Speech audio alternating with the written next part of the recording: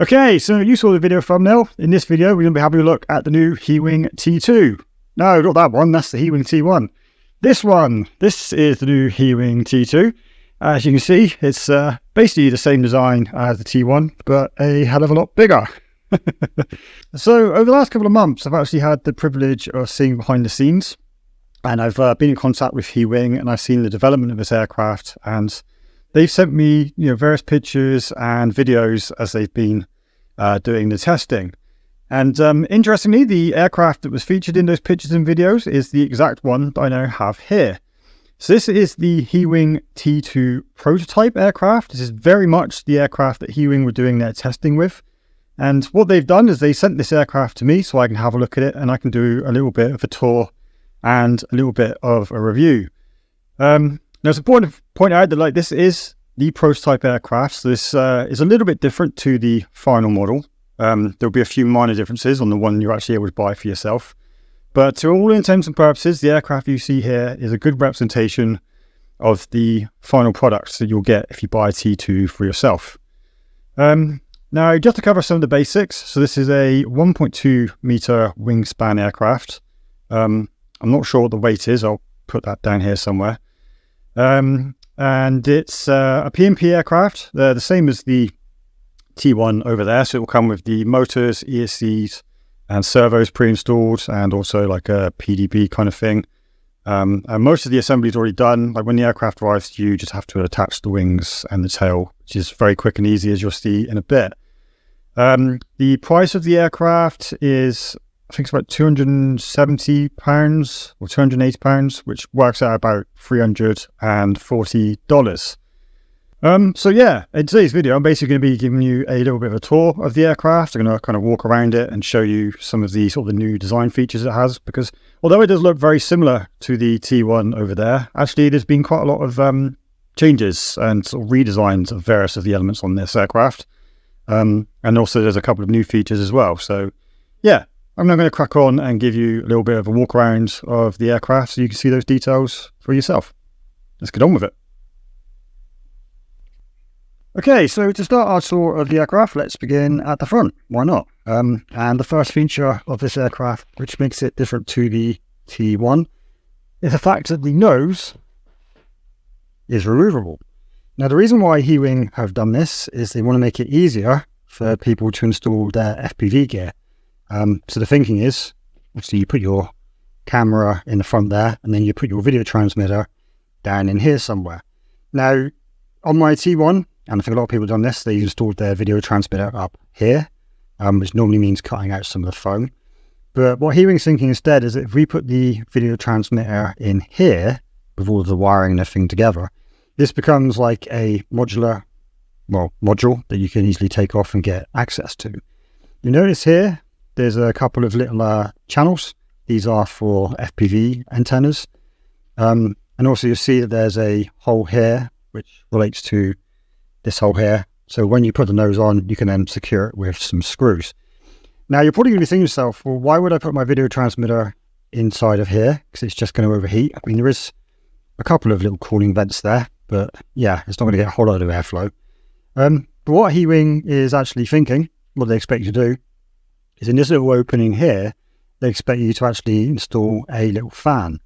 And Heewing have given me one. Give me a second and I'll find it. So here's a little fan that Heewing have provided for me. I'm not clear yet whether this will be a standard component that's featured in the kit or whether it be an optional extra. I'm still waiting for clarification of that. But yeah, the theory would be you take this little fan and you would install it in the top of the nose module there, and then it would blow air directly into this compartment onto the video transmitter to help keep it cool. That's quite a clever idea. I quite like the idea of at least trying that. My only reservation would be there isn't really any air exhaust that I can see. I mean, I guess the air could come out of these bits here, but when you're flying, obviously the airflow is going to want to blow into there, not blow out. So yeah, there's no direct airflow coming out. But I mean, I assume that Heewing's tested this, and it must work quite well. There is a small little opening in the fuselage there, which I guess some airflow could get in through, but yeah, it remains to be seen whether that works well or not. But it's a interesting idea nonetheless, and it's what I'll be trying. When I install my FPV gear, I will put it in the nose with this fan, and we'll see how well that works out. So yeah, that's the first sort of new feature of the Heewing T2, is the fact that the nose is removable, and I quite like that as a feature. I think it's quite cool. Let's just put the nose back on a minute. So moving on to the fuselage now. So this is very similar to the Heewing T1.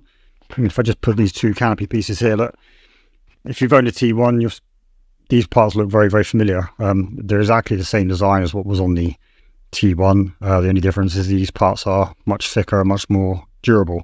I will note though that the clasp down here is the same design as what was on the T1. And the reason why I'm mentioning that is I know a lot of people, myself included, found that after a time, this little clasp down the bottom here, it got a little bit loose. I ended up having to put a little bit of heat shrink around it just to tighten it back up again. So it might be nice if Heewing had redesigned this, but then equally, I think this is a new type of plastic. It's not the same type of plastic that was on the T1, at least I think. So hopefully this plastic will stay a little bit more rigid and it won't deform quite as easy as it did on the T1. But anyway, yeah, so that's the two canopy hatches, which is the same as the T1. But let's now look inside the fuselage. And it's not all that different to what was on the T1, to be honest. Starting at the front, so there's your battery strap. They recommend I can't remember. I'll put it on the bottom of the screen here, which battery they recommend. But with this being quite a big aircraft, they recommend a pretty sizable battery, which hopefully will get you a lot of flight time. But yeah, looking inside the fuselage here, so this is the sort of stock PDB. So the Heewing T1 came with a stock PDB, which I actually never used. I took it out because I put in a flight controller of a built-in PDB. And I imagine a lot of people probably do that with this aircraft too, but it's cool that they include a PDB, because it means if you wanted to run this aircraft without a flight controller for some reason, then all your power management is already taken care of. Maybe I'll see just down here. It's a pretty big capacitor there, and there's another one there. That's because this aircraft is actually designed to run on 6S rather than 3S, which the T1 was designed for. So yeah, those capacitors are very much needed for, some power noise filtering, basically. It's good to see that they've included them as standard. It's a little bit unusual that this PDB, you should be able to tell, I can get my hand right underneath it. This PDB is actually raised up off of the floor of the fuselage here. Not really sure why that is. My best guess would be that maybe because there's a lot of power going to be flowing through this when using 6S. Maybe it gets a little bit hot, so they've raised it off of the floor of the flight controller just to get a little bit of airflow underneath it. That would be my best guess, but I'm not really sure. Also, whilst we're in here looking at the fuselage, you'll notice that there's now two spars, one here and one here. The Heewing T1 only had one spar, but then that was a much smaller, much lighter aircraft. This aircraft being so much bigger and so much heavier, it absolutely makes sense that they'd have two spars in there just to provide way more rigidity. You also just want to mention this little wooden piece here. See this one here? You actually get two of these. Yeah, you see I've got another one here, and that would be screwed into place. Whoops. That would be screwed into place on this side here. And the reason for those little pieces, what Heewing is thinking, you can kind of see it here actually. When you're doing your wiring, the wires tuck underneath this little wooden piece, like that. The reason for doing that is so that when you're taking the wings on and off and you're moving these spars in and out, that wooden piece holds the wires down and it prevents them from getting nicked by the spars. Just put them in. Just a small little feature, but I thought that was quite a nice feature. Just kind of goes to show they've kind of thought through the practicality of actually owning this aircraft and the risks you may have in damaging the wiring. The other thing I just want to mention, I don't know if you can see it down here in the tail section, this little bit here. So there's actually a little PCB here with a couple of wires coming out of it. So on the Heewing T1, the tail spar was hollow, and the wires for the elevator would run down through the tail boom down to the elevator. It's a little bit different on this aircraft, and you'll see why in a minute. But yeah, that little PCB is there, basically, so you don't have to worry about routing wires up and down the tail. Whilst looking at the back of the fuselage here, so we've actually got a compartment here. This would be where you'd probably put your GPS. Well, you don't have to. You'll see why in a minute, but you could put your GPS there or some other electrical component, and there's a little hole in there which leads down into the fuselage, so you can easily do your wiring. Now, on the note of the fuselage, the last thing I want to mention, well, actually, is more talking about the wings. The way that the wings connect to the fuselage on this aircraft is now a little bit different. So on the Heewing T1, when you push the wings in, there's some little tabs that would they'd bend briefly and then snap into place, and it would lock the wings on. For the most part, that works absolutely fine for most people, but there were a few people out there that reported that the wings didn't quite click into place properly, and I think there's a few cases where the wings actually came off in flight. So what Heewing have done is they've addressed that issue by redesigning the way that the wings actually clip on. It's quite hard for me to show you here, but here and over here, I'll probably put a picture on screen in the corner somewhere so you can see it a little bit more clearly. But yeah, here and here, there are two little like thumb screw kind of things. I'll try and show this to you. It's a bit fiddly for me to get my hand in, but so at the moment it's in the locked position. And if I twist it, whichever way it will go, so that's now in the unlocked position. I'll try and do that again, it's a bit hard to see.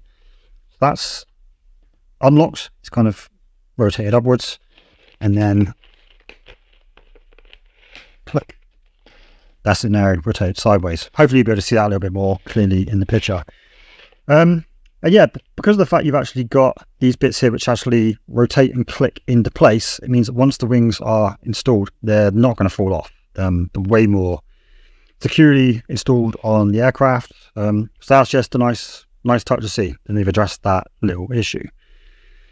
So yeah, I'm not really sure what else to say about the fuselage. The sort of the design with these wooden bits down here with the holes in, that's the same as it was on the T1. I think the only thing that's worth mentioning is they've put some plywood plates here in the front, which admittedly, I'll just take the nose off again, they are part of this support structure here, but it also just means that you're going to get a little bit more reinforcement on the nose.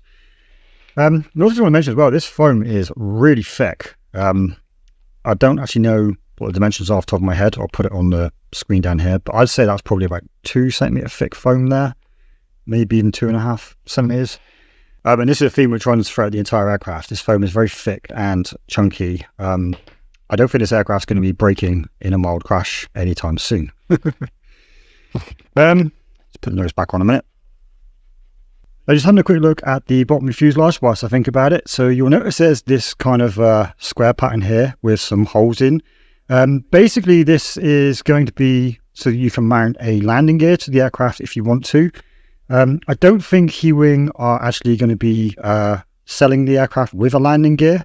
I think at the moment, at least, they've just basically put in this so that if you want to make your own landing gear, you can kind of secure it in place. But yeah, at some point in the future, they may provide a landing gear. Not really sure. The only other thing worth mentioning on the bottom of the fuselage is you now got these like plastic strips here, like landing skids, which is just a nice little touch to see on the aircraft. Don't need it, but I just thought it'd be worth mentioning. Okay, so now let's talk about the wings. And okay, so yeah, quite a lot's changed on the wings. Superficially, they just look the same as the wings on the Heewing T1, albeit a little bit bigger. But actually, quite a lot has changed, which we'll talk about now. So the first thing you may notice is that the servo linkage for the aileron is now on the top of the wing, unlike the T1 where it was on the underside of the wing. The servo is still on the underside of the wing, which you'll see in a moment, but it's nice that they've routed the linkage up through the top, because, I mean, it never happened to me, but one of my friends, he actually broke the linkage on his T1 when he landed on some rocky terrain.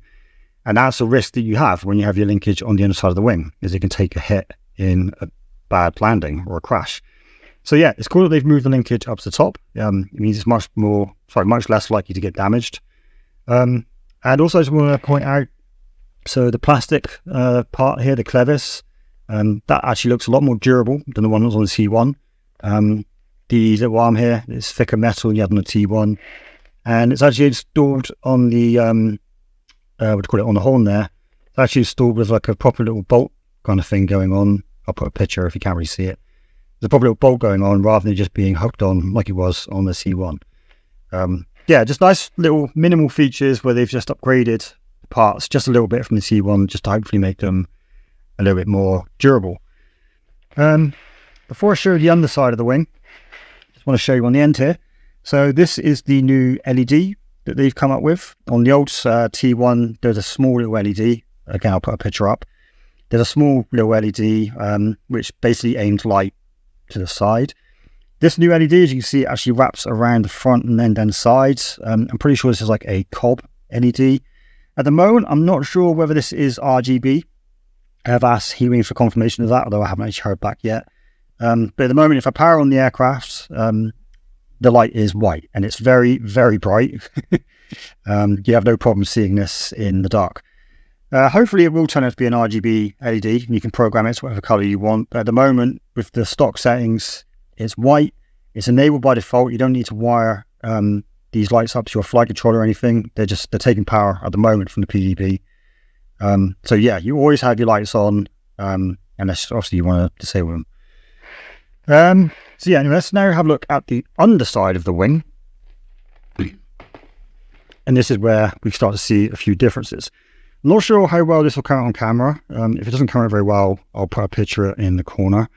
But basically on the underside of the wing, we have 1, 2, and 3 little removable panels. So starting with this panel here, if I just pull it up, you'll see that underneath there, that is the servo, which is controlling the aileron. It's quite nice that they've embedded this very much inside the wing. It means it's protected from bad landings and also from the weather. Put that cover back on. And then over here, this one's a bit more interesting. With this panel, you'll find there's actually, well, there's nothing in there apart from a couple of wires. What this compartment here is designed for is for you to install, well, just about any electronics you can think of. So maybe you want to put your GPS out in the wing, so it's a little bit further away from the flight controller, or maybe you want to put your receiver in the wing, or who knows what electronics you might want to do. But you can put some electronics in the wing now, rather than have to try and cram everything into the fuselage. Now, an important thing to mention, so if I just take the wing off the aircraft a minute. So an important thing to mention is, like on the Heewing T1, the wings connect to the fuselage via a quick connector, like a little plug thing down here. That there will plug into a receptacle on the fuselage there. This is mostly the same as what's on the Heewing T1. However, what they've also given you is a second little connector here.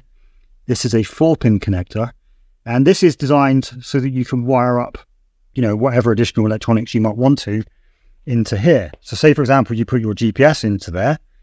Obviously GPS normally uses 4 wires, TX, RX, 5 on ground. The wiring can go from there to this connector, and then from that connector, it will connect to this connector, and then you can wire straight into the fuselage. That's a really cool feature. That's actually something I actually remember saying to Heewing last year that I'd quite like to see, because it means that now you don't have to try and shoehorn all of your electronics into the fuselage. You can now put some electronics in the wing. That's really cool. The only caveat is, I think I remember Heewing saying that if you buy this aircraft as a P&P kit, you don't get the wiring for that connector as standard. You have to buy the wiring separately or provide your own. That's not really a big deal, I don't think, because, like £2 for a wire. It'd be easy enough to, get that cheap and easy. But yeah, that's just a cool feature, as the fact that you can now put electronics in this compartment here and have it easily electrically connected up to flight controller. So yeah, let's now put that compartment in. And then let's now talk about this one, which I think a lot of people will find quite exciting. So if I remove it, you're going to find that there's another servo underneath. And this servo is connected to this bit here. This is a split flap. So for those of you that don't know what flaps are, I'm sure most of you do, but for those of you that don't, flaps are what's used by an aircraft to help with takeoff and landings. If I try and articulate this with my finger, you'll see this little bit here is now lifted up. Turn around, you can see a bit better there.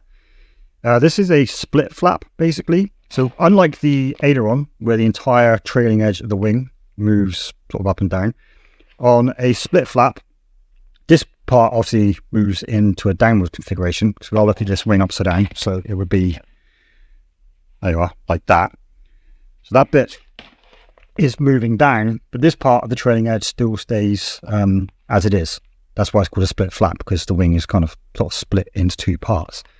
But yeah, so you'd use this, I guess because this aircraft's quite big and heavy, it might be a little bit harder to launch and a little bit harder to land. So you've put in this split flap here so that when you're doing a takeoff or a landing, you can deploy the flap, and then it will mean the aircraft will produce a lot more lift for a little bit to just help it get into the air. And also when you're landing, it will help the aircraft to slow down. This, I think, is a really, really cool feature. I'm really excited to see this.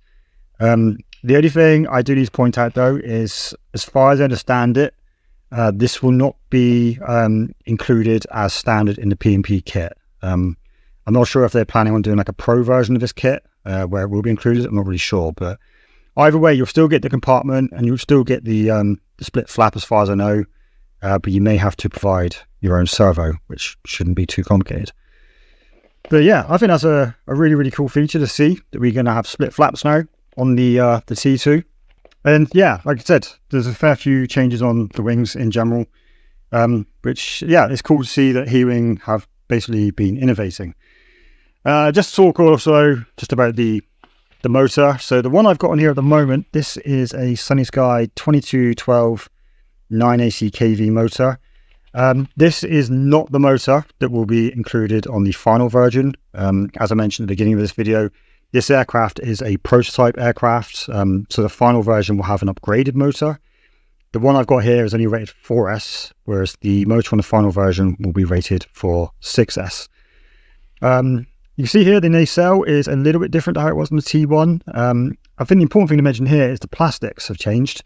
So it's no longer the sort of like the semi-translucent plastics that was on the T1, which I know some people had problems with. This is I'll say it's a much stiffer, much more rigid type of plastic that they've got going on here, which hopefully will be a little bit less likely to break or have any issues. And just the same as the T1, inside this nacelle, I can't really show it to you because it's kind of hidden inside, but down inside the nacelle, that's where the ESC is. And as far as I know, that is a 25 amp ESC, which is again rated for 6S. So yeah, that's a look at the wing. So just to recap, you've got the servo linkage on the top. You've got the redesigned quick connector. You've got the hardware bay. You've also got the split flaps, and you've got the new improved LEDs. So yeah, so let's now move on to looking at the tail of the aircraft. Okay, so superficially, the tail section here looks the same as it does on the T1. You've just got a horizontal stabilizer and a vertical stabilizer, and they're almost exactly the same shape. But one of the features of the T2, which is unique, is the fact that it's now got a rudder. Now, you're probably looking at this thinking, well, where is it? I mean, you can clearly see the elevator flap here, but you can't see the rudder flap on the back. That's because what Heewing have done is they've designed this so that the entire vertical stabilizer is the rudder. And I'll show you that now. I'll try to. I can rotate the entire vertical assembly left and right, just like that. Might be a bit better if I show it to you from the front. So there it is rotated in one direction. There it is rotated in the other direction. This is a very unique design. I've never seen anybody do a rudder in quite that way before. Like I said, normally you'd have a dedicated flap on the back that moved. But yeah, instead you've got this entire vertical stabilizer which moves left and right a little bit. Yeah, it's a unique approach, but I assume that it works because, I mean, I have seen videos of this aircraft flying, and yeah, apparently it works absolutely fine. So yeah, that's something which is very unique to this aircraft, is the fact that you've got this unique style of rudder. The next thing to talk about, though, is the fact that this entire tail assembly is removable. So on the Heewing T1, basically the aircraft is pitched as like you could easily take it apart for easy transport. The wings certainly came off very easy, but on the T1, the problem with taking the tail off, although you could do it quite easily, what you'd have to do is you'd have to reach inside the fuselage, unplug the elevator servo connection, unscrew this, pull it all out. It ended up being a little bit complicated, so I think most people never actually bother taking the tail off of their plane. But on this aircraft, on the T2, they've completely redesigned that, kind of hinted at this earlier on. So now the entire tail assembly is very easily removable. And to demonstrate that, we'll start here, and you'll see that there's a little button here. It's a little spring-loaded button. If I push that button down and pull on the tail, you'll see it just comes out, just like that. There's also a similar button here. This might be a bit hard to do with one hand, but I will try. If I press this button down, I can then also pull out the tail boom, just like that. So this tail boom, superficially, it just looks like the same sort of tail boom you had in the T1, doesn't it? It's a metal tube, it's not carbon fibre. But crucially, it's not hollow, because if I show you the end here, you'll see there's an electrical connector on one end, and then there's a similar electrical connector on the other end. So the way that Heewing have designed this, to make it so you can very easily take this all apart, it's down in there. I'll have to show you a photo separate because I'm going to get the camera in there, but there's an electrical connector in there, and then in the tail section there's another one there. So when you install the tail boom, the electrical connectors join up there and also there. And it just makes it very easy to install the tail boom. I think this is a really, really cool feature because it means that you can now very quickly take the entire tail assembly apart. And just in case you're wondering as well, if you want to take this bit apart here, try and show you. So by my thumb, you'll see there's a circular bit there, and there's also one on the other side there by my finger. If you just press them both in and pinch them, this section then comes off as well, quick and easy. So yeah, you can now dismantle the entire tail assembly of this aircraft in, I don't know, 5-10 seconds at a push. And you can also put it back together again just as quickly. I think that's a really, really cool feature. I'm really excited about that because this aircraft is very big. I know that I personally don't own a particularly big car, so it would be quite difficult to get this in my car. So I'm actually really excited to see that for once, there's actually an aircraft which is very quick and easy to take apart for transport and put back together again in the field without having to mess around with wires. I'm really excited about this. I think this is a really cool feature. Just want to have a little look at the horizontal stabilizer setup here. So this little nacelle here, the plastic, again, like on the nacelles on the wings, this is a different type of plastic to what was on T1. This is a very rigid, very hard plastic. I don't really know how to describe it. It's definitely a better, improved plastic than what was on the T1. And then, yeah, if you look down here, so here are your two servos. See them a little bit more clearly. This is for the rudder. This is for the elevator. And these are both metal gear servos. What does it say there? DS031MG. MG means metal gear. So that's cool. They've put metal gear servos there. I assume the servos in the wings are also metal gear. If they are, I probably already told you. But yeah, another nice feature is the fact that these parts here, so like this servo arm for the rudder, and also this little like socket here, these are actually metal. I think it's anodized aluminium parts. Just a nice little feature. They probably could have put plastic parts on there and it would have been fine, but they've used metal, and I think that's just a nice little touch. The only thing I will say, so just going back to the vertical stabilizer here. So the vertical stabilizer is held in place using this little rod here, and this is the rod that the stabilizer kind of pivots around. As far as I can tell, this is a fiberglass rod. It's not a carbon fiber rod. But actually, personally, I think I would have liked it if that was metal as well. Probably won't get damaged in the crash, but I do think that if you did have a bad crash, that could potentially be a bit of a weak point. Now, one thing that I do want to mention is that when I first saw this, I was a little bit concerned about whether the vertical stabilizer were going to be held onto here securely. But actually, if I tried pulling it, I can pull that really hard. That's not coming off. I was a bit apprehensive that maybe that might easily fall off because it's not really held on. Well, it's only really held on in one place here at the back. But actually, it does feel like a very secure connection. And as I showed you a minute ago, it'll only come off if I depress those two little circular bits there. So yeah, I don't think you'll have to worry about this falling off in flight. I was also a little bit sort of sketched out, kind of see it there, how there's a massive gap between the vertical stabilizer and the horizontal stabilizer. It's actually big enough that I can kind of get my finger in through it. Not really, kind of. Yeah, it looks a little bit weird having the gap in between the two parts there, but I mean, I guess it kind of needs to be like that.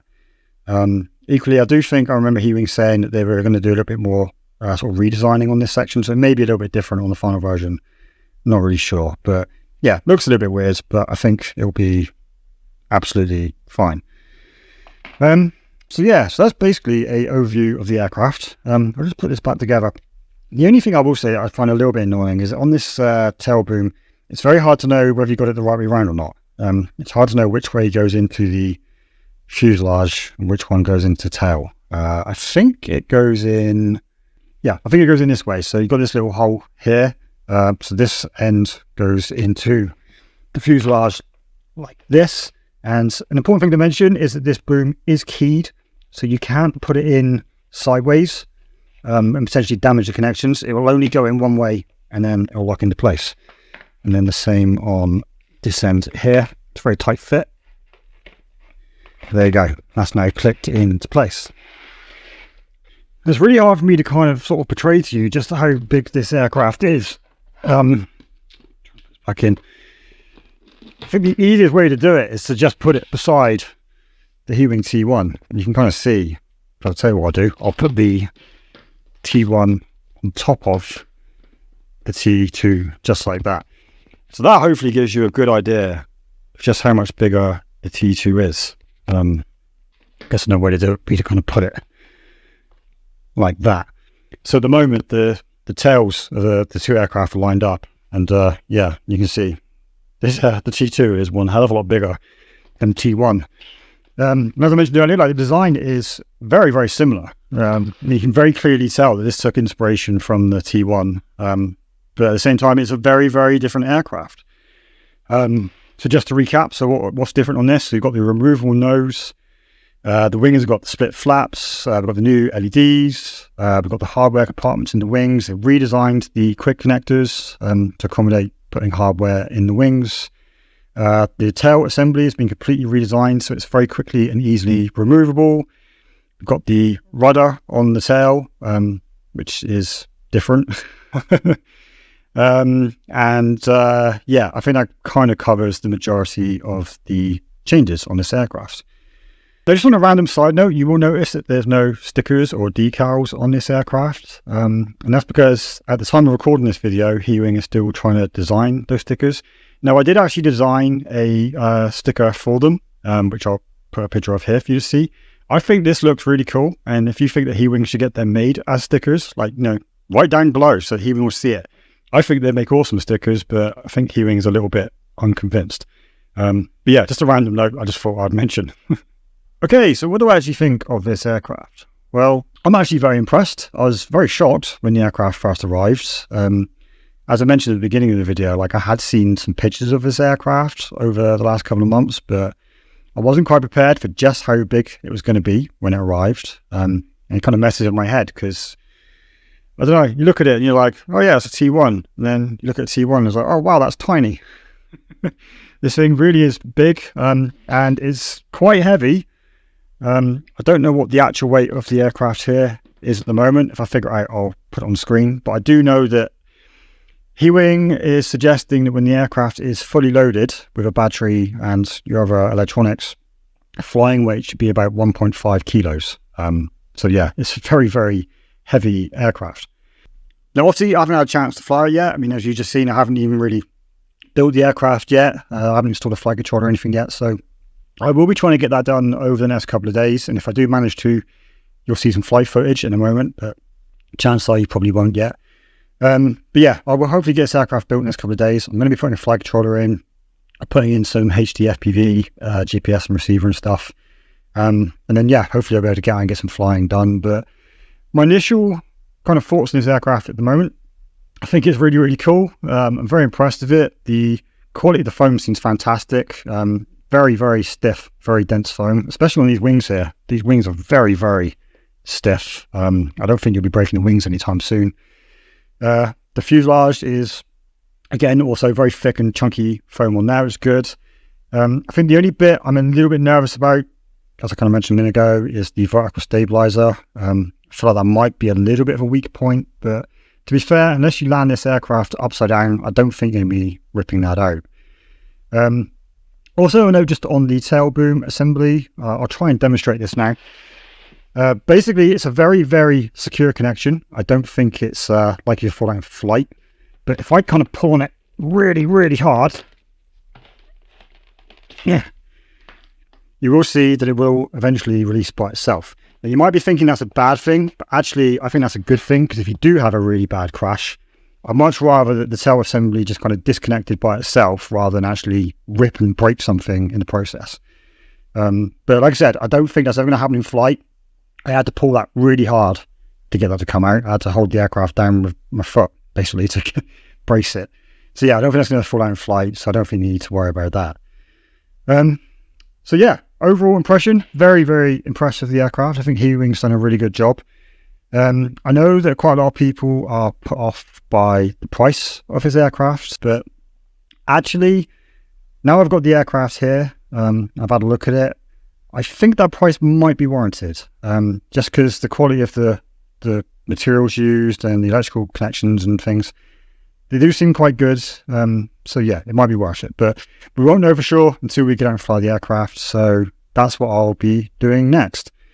So yeah, I basically run out of things to say now, but keep an eye out for a part 2 to this review, where hopefully I'll show you how I built the aircraft and then how the flight went. But yeah, in the meantime, thank you for watching this video. If you enjoyed it, as always, please do give the video a like. And yeah, I'll catch you in the next one. Thanks for watching, guys. Cheers. Bye. Okay, so here's a little bit of bonus content for you. Well done to those who made it to the end of the video. This is going to be your reward. So I've just been sat at the computer editing the video that you just watched. And whilst I was doing the editing, I spotted something on the T2 that I didn't previously see or mention in the video. Basically, there's a hidden feature on the T2. And actually, Heewing did kind of hint at this a couple of weeks ago. Before they sent me the aircraft, they sent me like a list of specs and features of the aircraft, and they told me that there was a secret feature, and they challenged me to see if I'd notice it. And yeah, basically when I first recorded the video and I went over the aircraft, I didn't spot it, but then earlier today when I was doing the editing, I did. So you may remember earlier in the video I showed you this photo here. This is showing the end of the fuselage. It's showing the little socket where the tail boom goes in. And I was showing you that photo to show you the connector, which connects to the tail boom to establish the electrical connection to the servos in the tail. What I didn't notice when I took that photo, I only noticed it today when I was editing, is there's actually a second connector in the end of the fuselage here. You can see it there. It's the yellow one. I don't know how I didn't notice that the first time round. But it's a little sort of like 3-pin connector. It's a bit like an XC60 plug, but it's got 3 pins. As soon as I saw that, I knew straight away what that would be for. That would be a connector for wiring up a motor. You can probably see where this is going. Basically, it seems that what Heewing is planning to do is to release a VTOL version of the T2. It may be in the form of a VTOL kit that you buy after the aircraft and you install on, or it may be that they're planning to bring out a dedicated T2 VTOL aircraft that's pre-made, similar to what you can do with the T1. I don't know exactly what their plans are, but as soon as I saw that connector, I knew that would be for adding a motor to the tail boom, which obviously you need on a VTOL aircraft. So I emailed Heewing and I said to him, I think I found your hidden feature. Are you planning to bring out a VTOL version of T2? And they replied, and it says, yes, they are, and it's currently in testing. They sent me a couple of pictures to show the testing. I'm not allowed to show them to you yet, which is fair enough. But yeah, I can confirm that at some point, hopefully in the not too distant future, there'll be either a T2 VTOL ready to buy, or there'll be a VTOL conversion kit that you can attach to your T2 to make it into a VTOL. So yeah, I just thought I'd add that to the end of this video. It's a cool little hidden feature. I'll be interested to know if any of the other reviewers out there managed to spot that. But yeah, I just thought I'd let you guys know that as a little bit of a bonus feature. Anyway, as I've already said, thanks for watching this video, and I'll catch you in the next one. Cheers, guys. Bye.